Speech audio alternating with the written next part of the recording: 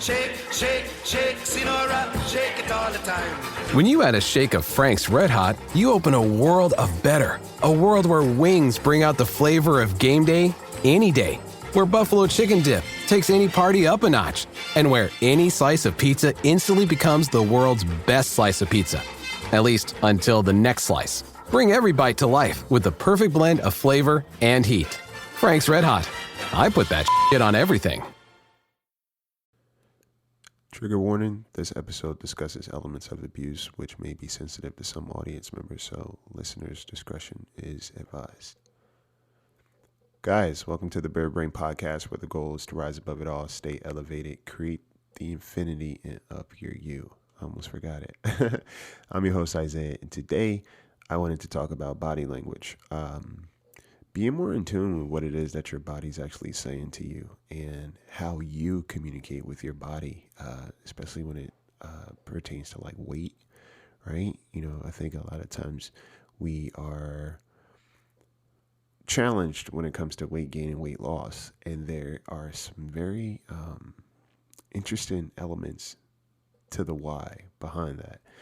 And obviously I'm not like a mental health professional, but I have a lot of knowledge in this ballpark from personal experience, but also as a certified fitness trainer and with the background in psychology, just kind of like putting all those things together.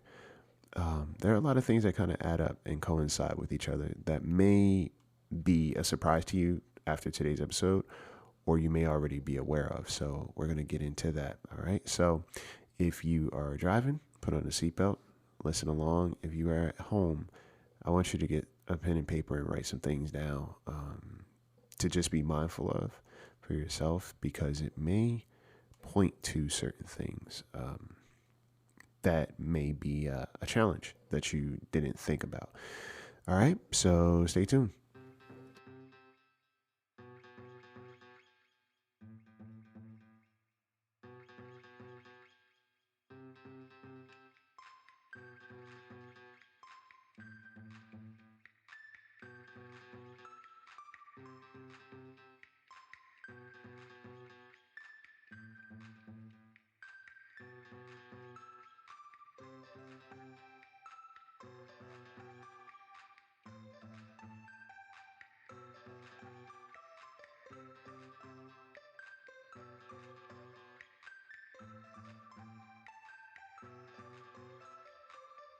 Guys, what's going on? Happy Monday. Hopefully you guys can hear me well. I think it was an episode or two ago. You guys were like, hey, you're quiet. You're too quiet. We can't hear you. So hopefully this episode changes that for you guys, and you can actually hear me loud and clear, because this is a very interesting topic I wanted to discuss around weight, body image, how you handle stress, and how that all comes into play. So for starters, there's this one book called The Body Keeps the Score, and it deals with trauma, like how your body holds on to trauma. And I've been reading it, and it's awesome. Like it really points to tangible evidence, right? But also what's the word I'm looking for? Very interesting, like nuances, things you would never put together that affect how we carry trauma in our literal bodies. And I was thinking, you know, when it comes to like weight goals and fitness and all of that, a lot of times people have a hard time with that. They're like, you know what, I can't seem to lose weight, or I gain easy, or I lose too fast, or, you know, there's just always something wrong with the body. And genetics can play a heavy role into that. Also, trauma. Sometimes trauma is in your DNA, you know, depending on what your parents were going through when they conceived you. That all can influence you as well. Even furthermore, What's the word I'm looking for? So if you've experienced trauma, let it be like abuse, usually. Like that's usually a big indicator. Physical abuse, even sexual abuse, your body responds to that in interesting ways. And, when we talk about, obesity sometimes, or like someone being overweight, not everybody who's overweight because they're just sitting around eating junk food, right? Or even sometimes if they are sitting around eating junk food, there's even history under that. So I forget where I was. No, actually, I remember exactly where I was, but who I was talking to about it. So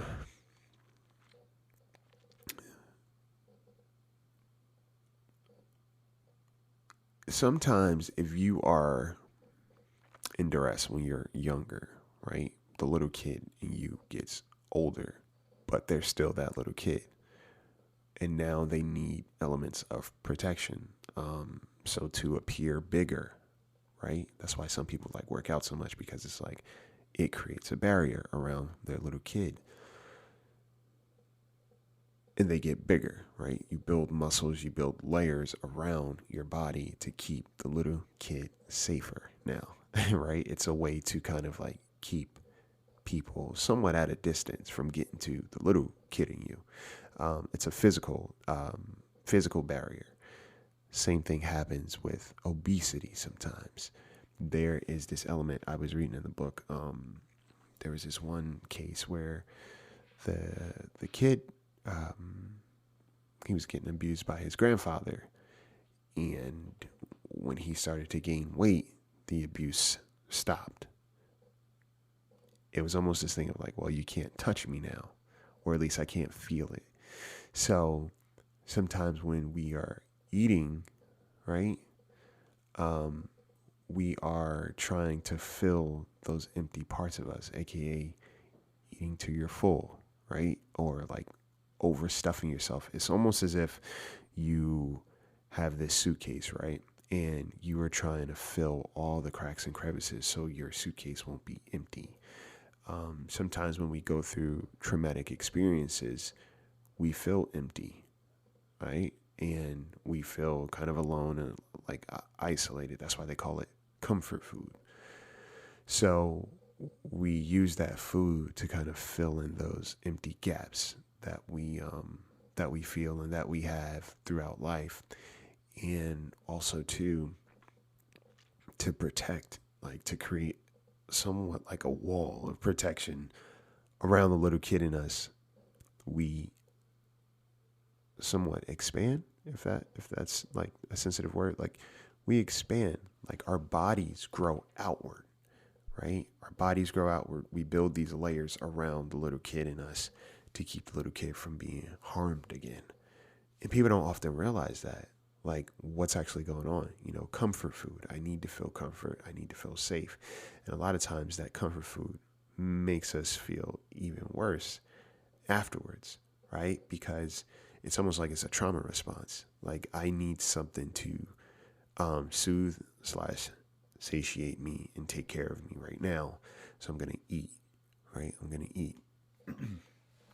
When we talk about love languages, and I've talked about this previously on a different episode, but love languages I think are so fun and interesting to have a conversation about, because people often don't realize what they're actually saying.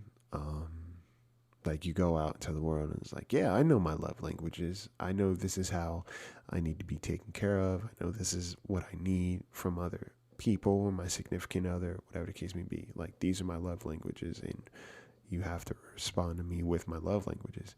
But on the flip side of that, there's the self-destructive behavior where we ourselves restrict ourselves from the love that we respond to the most. So if you are overeating,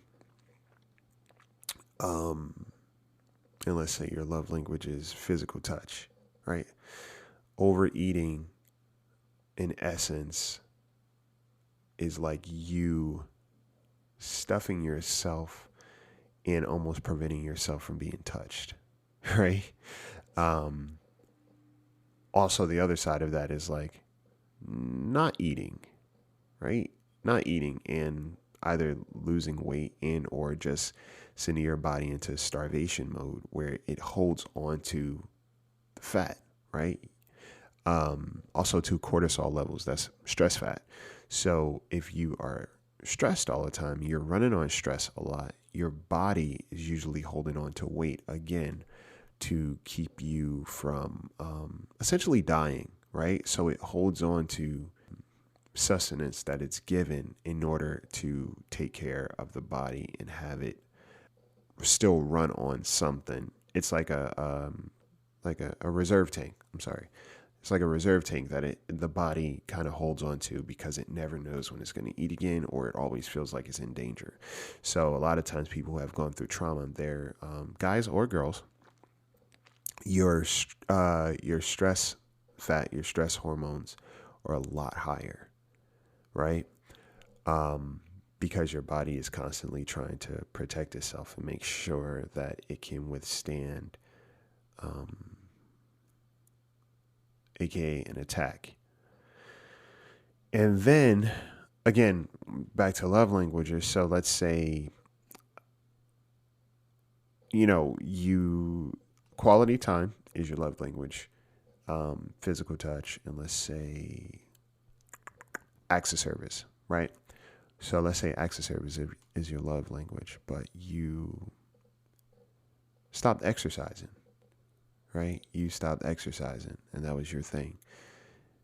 You are now restricting yourself from love, right? Because if acts of service is your thing, sometimes acts of service for you looks like getting up, having a routine, exercise, stretch, yoga, going for a walk, going for a run, lifting weights, whatever. Something that's a physical activity for your body to feel I want to say energized and alive. You have now removed that love from yourself, right? What was the other one? Quality time. Say like cooking. A lot of times people are like, yeah, I don't have time to meal prep. I don't want to do that.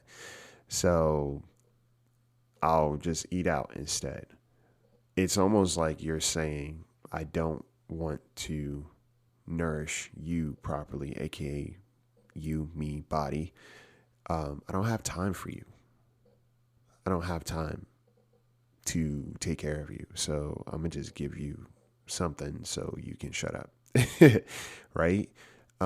If we think about it in that sense, that's what we're kind of, telling our body, telling our younger selves, like, I don't have time for you. And I know this is what you want. And I know it'll keep you out of my hair, right? So let's get this fast food. Let's do this. And I'm not saying this for everybody. Obviously, I'm just giving you guys a different perspective. So don't take this in absolutes. If it doesn't apply to you, then keep it pushing. I'm also speaking from experience. So I wouldn't even say, it's funny. I never really considered myself an athlete, right? Because I wasn't sports was never really a thing for me. I didn't enjoy them, but, grew up in martial arts. And then my college years, I ran a lot and I lifted a lot. I was in the weight room and I was on a track constantly. High school, I was a shot putter and a discus thrower.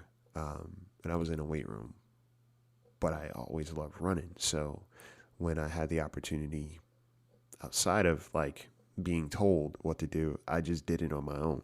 So love running, love working out. And even when, depression got interested in college, I realized I had lost a lot of weight. Like my friend told me, she was like, yeah, you lost a ton of weight. Because I was working out a lot. And I didn't realize. I was just like, this is what I enjoy doing. This is a routine. I'm just going to do my thing. She's like, yeah, you lost a lot of weight. You look kind of scary. I was like, why the hell didn't you say anything? Like, why didn't you tell me? You're letting me wither away like this. From that point on, I just kind of like carried on into fitness, and then I got certified as a trainer myself. With the psychology, I kind of understood my habits in terms of what worked for me and what didn't. So I don't like have really much of a vice. Like, I don't drink or smoke. Like, there's nothing that I do there. But I do have like a sweet tooth. And even that's kind of being curbed a lot, because I'm just like, I realize when I reach for sweets and why. So even in that space, I've understood how that all works. So if I'm under a lot of stress, I'll seek out sugar, right? Sometimes people just seek out carbs when they're stressed, because carbs is like, it has sugar, it turns into sugar, then it turns into fat if it's not used. So it becomes that comfort thing, or that thing that you can reach for. It's kind of like a pacifier almost. And you use that to soothe yourself. Interestingly enough, some people who experience sexual abuse or assault may have more sexual partners, ironically enough, because what they done is now it's a way to like numb what they've experienced, and it kind of like cancels out the noise in their head, right? And I guess the same could be said for somebody who, when they're stressed, they won't eat. That happens to me sometimes too, where it's like I have to remind myself, look, you got to eat something. I know you're stressed and you don't have much of an appetite, but you got to eat something. And the reason why is because, again, the cortisol levels spike. So if you're under stress and you refuse yourself nourishment, your body is thinking that it's in danger and that it doesn't have time to eat. So what I do, especially like when it came to auditions and stuff, there was this tactic that I learned to either chew gum or like just eat something or drink something before an interview or an audition. Because what that does is it tells my body, if we're eating right now, that means we're not in danger. So we're good. And it kind of like calms your nerves a little bit. Sometimes you have to like slow down and pay attention to what's actually happening to you and or your body, and what the communication is between the two. Because like I said, for me, it's like when I'm stressed, sometimes I'll go for sugar, or sometimes I just won't eat, or I'll forget to eat because my mind is running a mile a minute and I'm trying to figure out something, or I'm like really mulling my thoughts over, and now it's creating more stress in my body. Sometimes we don't realize that we're doing that, and it could go either way. I hope this makes sense for you guys in terms of like how your body actually responds to what it is that you're doing or saying or not doing. And I would say if you want to try something interesting for the next, like, I'd say 5 days, just write down what you eat. Write down what it is that you eat, when you eat, and what your mood is like for those days. Like if you could like make it like a game, and after the 5 days, look at your eating habits, look at your mood when you eat certain things, and then pay attention to how you feel about it, like how your body responds to it. Because you'll be surprised. There will definitely be some light bulbs that might go off while you are recognizing certain patterns in your body, or that you may have picked up from your caretakers. It's all connected to some degree. And like I said, me not being a mental health professional, but having the background in psychology, also having my own experiences, and on top of that, being a certified trainer, I've studied the body, like the anatomy, but also like the physiology of it.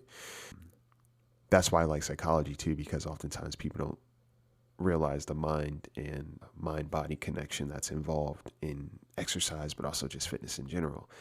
A lot of times people don't think that they deserve to be a certain weight, so therefore there's like a sabotage that they sometimes subconsciously implement to keep them from getting there. So it's like always a pipe dream.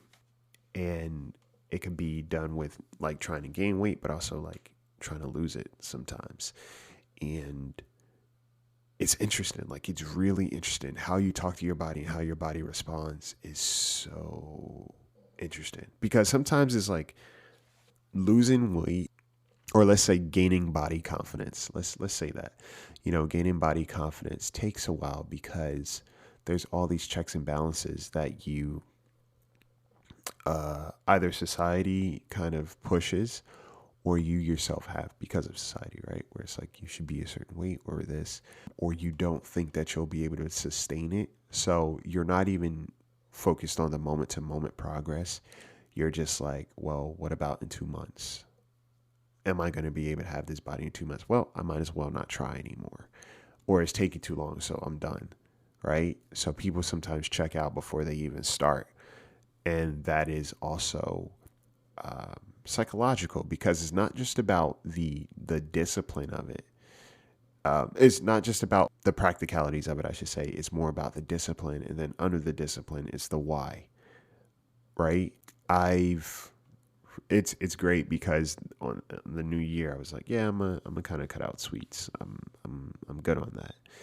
Now there have been other ways I've like obviously eaten sugar, so maybe I'll have an orange, right? I'll have an orange at the end of the night. The first week I was like craving oranges big time, because when you kind of remove certain things, your body still has a craving, or it's lacking certain nutrients.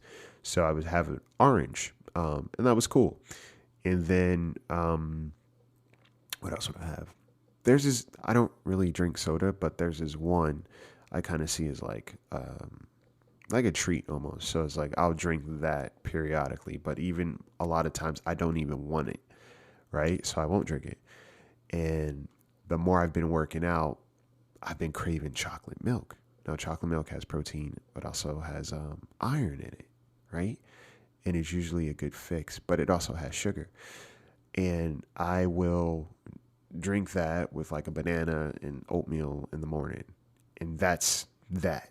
So now it's to the point where, usually after, I remember growing up, I would always want to have dessert after I ate dinner. And it's so funny, because my body, even now, after I eat dinner, it's like, okay, it automatically feels ready to have sugar. And I've kind of stopped that. So now it's to the point where even if I have something in the house, I don't crave it. And I do this thing where, and you could try this out. I always say, if I still want it in 15 minutes, I'll get it. Right? I'm like, I'll give myself 15 minutes. I'll drink some water. If I want it in 15 minutes, I'll have it. 15 minutes pass. I'm like, do I really want it? I'll try again in another 15 minutes or a half hour. And I keep pushing the time until it's too late. And then I'm like, I don't want it. Right? If I was able to go all this time without it, I don't need it.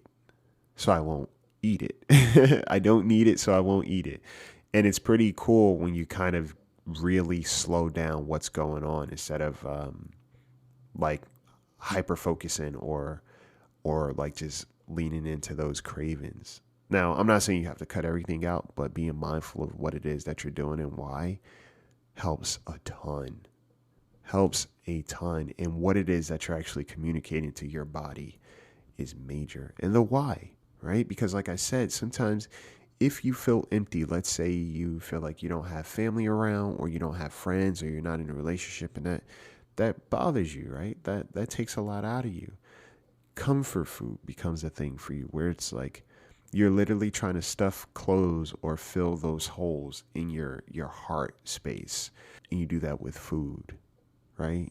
And that's why you get sleepy afterwards, because you're now full, right? Now your body needs to break all that down. So all the energy goes to digesting what you just consumed, which is why a lot of times we get sleepy after. Hibernation, right? So again, I know this was a lot, and I hope it wasn't like I hope it wasn't like too confusing to understand, but basically it comes down to being very mindful of how your body responds to certain things, how you deal with stress is huge. Pay attention to what you reach for when you're under stress or you're sad, and depressed. And again, sadness and depression are not the same thing. And just to make that clear for you guys, sadness and depression are not the same. You can be sad while having a depressive episode, but being sad doesn't mean you're depressed. Okay. Depression lasts a lot longer, and there's a lot more, I want to say, episodes that exist with depression versus just sadness, right? Because not every depressed person is sad either. Even with depression, people think that it's just like, oh, you're sad. No, sometimes depression shows up in your body as like headaches, body aches altogether, like your lower back is killing you, or you're just sore all the time. Like that could be an element of depression too that people don't often realize. And also what was I going to say? There is, with anxiety, it's the same. Anxiety is like your full charge. You're always running. It's kind of like that fight or flight response, right? When you have anxiety. So therefore, your body can never be focused on nutrients because it's always focused on survival. And therefore, it's just always running on, is never at rest. So it has to burn whatever it can, or whatever you give it. It's like, all right, cool. I got to eat this. I got to stuff it down. I got to use it as energy to survive the next day. So it's always kind of like in this fight or flight response when you are dealing with anxiety a lot. So sometimes you may not sustain your weight or keep weight on, right? And all these are components of bigger things sometimes. Yes, sometimes there's like biological things going on beyond that you may need to get checked out. Or there's genetics. There's a lot of factors that play into it. But sometimes we fail to realize just how much our lineage influences our weight, right? Or our bodies, or how we talk to our bodies and how our bodies communicate with us. It's very eye-opening because once you're aware of certain things, you now have the opportunity to change habits, right? Like I said, acts of service is huge. If I'm a big acts of service guy, like that's my love language. So I know when I am like things start to get out of order, that means I'm stressed, and stressed in the sense of like, I'm not even being mindful of what's going on. I'm just trying to get through my days. Like I'm just trying to get through life. And that's not good, because what that says to my body is like, hey, I don't have time to take care of you, or I don't have time to just talk to you, right? Sometimes we have to really give ourselves the moment to talk to our bodies and talk to ourselves and be like, hey, I just want to check in, see how you're doing. You all right? You good? What do you need? Right? Like I said, I've been craving chocolate milk. My body was potentially craving iron, right? And also protein. And now I'm giving it to him. It's like, hey, you all right? Is this helping? And it has been, right? There are so many different ways when we talk about self-love to really be mindful of how you're loving yourself, or how you are restricting love when it comes to you. And eating is a big thing. Comfort food is not, I don't want to say all that, like everything's in moderation, but if you're always seeking comfort food, that means you're not comfortable, right? That means you are trying to fill this void. And sometimes you gaining weight is you reinforcing this idea that no one loves you and no one wants to be around you because they physically can't, right? You create this barrier to keep people away from you. And this is not like body shaming or anything like that. I'm just saying, like, what happens under the current is that you've probably been hurt before physically, and your body responds to it by craving food to now create, it's like building a fortress around the very delicate parts of you so no one can ever get to you again. Sex, in a weird way, it does that too, where it's like you have multiple partners and you participate in a little bit more reckless sexual behavior because of things that may have happened to you. And that in itself is it's this weird dance of like power, but also numbing yourself from what may be going on in your head about your previous experiences. Again, this applies to guy or girl. And if you've ever been through those things, I truly am sorry, because that in itself is a lot to carry through life and walk with.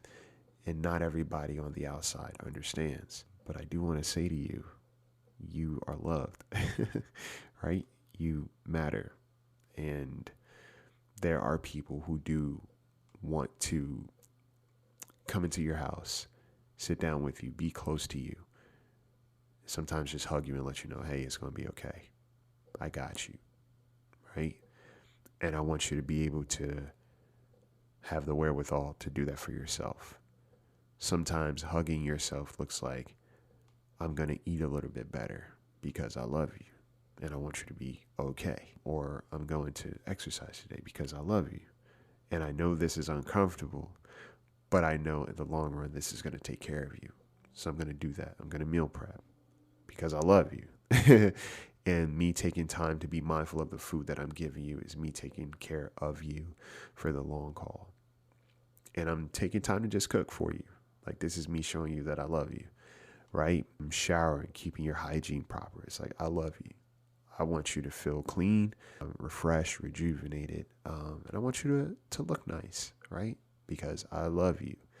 I'm not going to have you around certain people, or I'm not going to be existing in these relationships that are unhealthy for me, because I love you. And I want to make sure you are around safe people versus just random people who may not take care of you properly, right? There are all these ways we can slow down and be very cognizant of what we are doing to our body, or what our body is communicating to us. Okay. I think that's it. I think that's what I really wanted to convey today. Like, being mindful. And I know, like, the New Year's resolutions is always like being weight conscious. Like, everybody's weight conscious, and then people bottom out. Like, within the first 2 weeks, people give up. And it's like, it's not just them being lazy. There is a undercurrent to it, you know? And even laziness has some interesting reasons behind it. Not everybody that's lazy is because of laziness, if that makes sense. Some people are mentally tired, right? Mentally, emotionally exhausted. And sometimes just getting out of bed some days is the biggest challenge for them, okay? Not everything is absolutes. And like I said, I just want to let you know, if you are experiencing certain things, you're not alone. And, you know, even with seeking help, it can be expensive and things like that. But I wanted to offer you some practical things that you can do. Even food, like healthy food, can be pricier, right? Because, you know, not to switch gears, but like in different communities, you know, you see the obesity rate being a little bit higher. The reason why is because they're not able to afford healthier food and access to produce, etc. So, you know, how do you stretch your dollar, right? Go to McDonald's. You get however much you can for this amount of money. And if you have to feed a family on top of that, it's like, how can I make this work? So sometimes getting fresh food and healthy food is tough, okay? But slow it down, right? Slow it down, because I know healthy eating, yes, can be expensive, and that in itself already creates this this dynamic where the poorer you are, the healthier you're not able to be, or you don't deserve to be healthy. In other words, you don't deserve to live, right? And that in itself is like heartbreaking too, because it's not fair. It's not fair. So I do understand that component too. Like, trust me, guys, I am not oblivious to any of this. You know, life has, in a very interesting way, given me experiences from very different points of view that has allowed me to talk to you guys confidently and able to back it up with personal experiences. And yeah, just have a conversation with you and have a human conversation versus it being like I'm talking from this place of ill experience and just a textbook. It's like, no, I get it. All right. So just know that you're not alone. And there's somebody that understands your experiences, right? But I want you to understand your experience a little bit more so you can see it as something that you've grown from instead of something that you have to keep enduring. Okay, so start small. This week, I just want you to track your meals for the next few days. Even if you don't eat, I want to see or I want you to understand why you're not eating. Okay, just being mindful, right?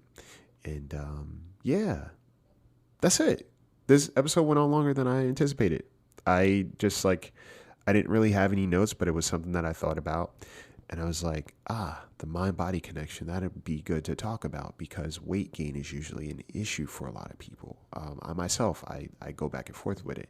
And it's because my stress, being under stress, I forget to eat. And if I don't eat, my body is not responding. That's something to be mindful of too. Not eating is not the way to lose weight. Because your body will, in fact, hold on to what you give it because you were not eating properly. So it doesn't trust you to feed it again. So it's like, all right, I'm just going to hold on to this now. Right? So that's something to be mindful of. Yeah. So, yeah, that's all I got, guys. I hope you guys have an amazing week, and I hope you guys do take care of yourself as much as you possibly can. Yeah. Thank you guys for rating the podcast. It's been growing yet again. So thank you guys, and a special shout out to the people who have left reviews for the podcast. Again, it's amazing to read, and other people get to see what works for this podcast, and it just keeps me in the right headspace in terms of I'm doing this right. And obviously you guys are gaining what you need from this because we're all here to grow, right? And just, look out for each other as best as possible. If you haven't done so, leave a rating on iTunes or Spotify or anywhere you listen to podcasts. If you like what you're listening to, just hit the stars at the bottom of this podcast. It takes a couple minutes. If you want to write a review, that's more than appreciated. If you want to support the podcast, you can go to patreon.com and become a patron. It's different tiers. If you want to get podcast merch, the link is also in the bio of this episode. Anything else? If you want to subscribe to the podcast, you can pay for a subscription, Apple iTunes, and you will get access to the episode earlier than the general public, and it's ad-free as well. And what else? You can still get the book. The coloring book is still out there. It's going to be here. It's here to stay. Barnes & Noble's, Amazon, or you can order it directly from my website. If you do, you get an autographed copy, personally autographed from yours truly. And follow the podcast on Instagram at the Bird Brain Podcast. And yeah, I think that's it. I hope you guys have an amazing week. And like I said, I hope this episode is helpful to you in terms of how you talk to your body and how your body's listening and how you should listen to your body. All right. Take care of yourselves. Take care of each other. Appreciate you guys. Take flight.